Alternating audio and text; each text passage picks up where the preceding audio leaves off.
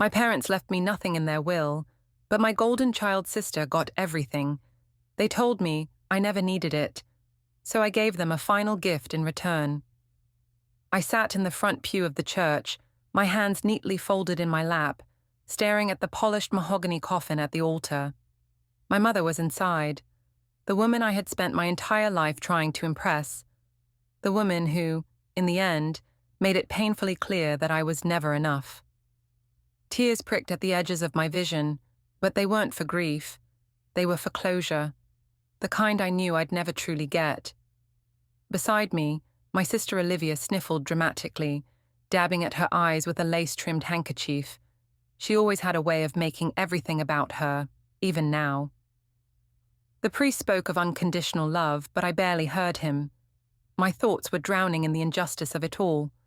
My father had been gone for years, and now my mother was too. In the end, it was just me and Olivia, or rather, just Olivia, because to them, I had never truly existed.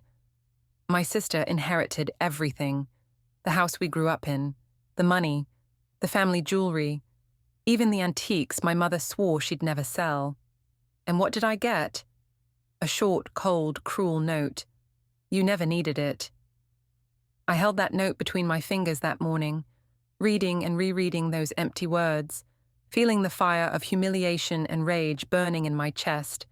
But instead of crying or begging for answers, I did something different, something no one expected. That was why, as the ceremony unfolded and sorrowful whispers filled the church, my eyes remained locked on the door. And then he arrived. A tall man, dressed in black, slipped in quietly, taking a discreet seat in the last row. He wasn't family. He wasn't a friend of my mother. But I knew exactly who he was. Olivia, on the other hand, remained clueless. She didn't know about the transactions I found in our father's office, the suspicious money transfers, the will that had conveniently been rewritten just months before our mother's death. She thought she had won everything, but soon she'd realized she had lost so much more.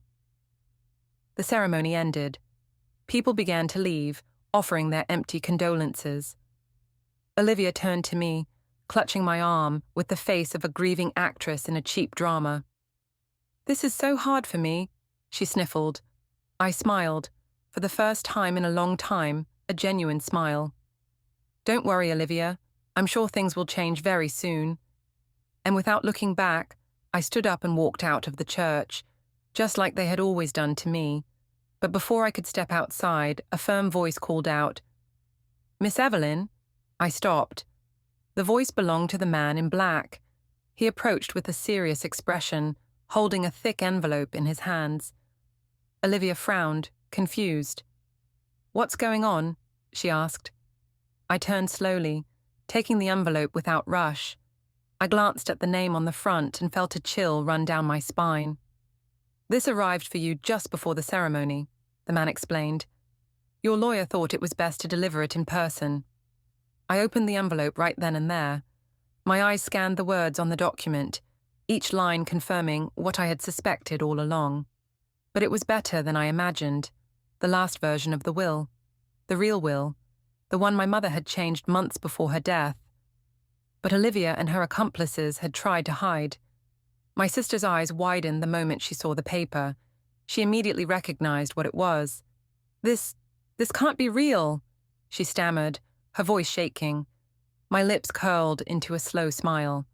"Oh, but it is, dear sister. Seems like, in the end, Mom didn't trust you as much as you thought." In the original will, yes, Olivia had inherited everything. But in this version, the most recent and legally binding one, things were different. The house, mine. The money, mine. The family jewelry, mine. Everything. Olivia went pale. You did this. You manipulated everything." I let out a low laugh. "Funny, I thought you'd say that. But no, Olivia, I didn't have to do anything. Mum did this all on her own. Looks like, in the end, she finally saw who really deserved what." The lawyer confirmed every detail. It was indisputable. Olivia hadn't just lost everything. She could now be investigated for hiding legal documents and attempting fraud. She tried to argue. She whined, she begged. But there was nothing left for her to do.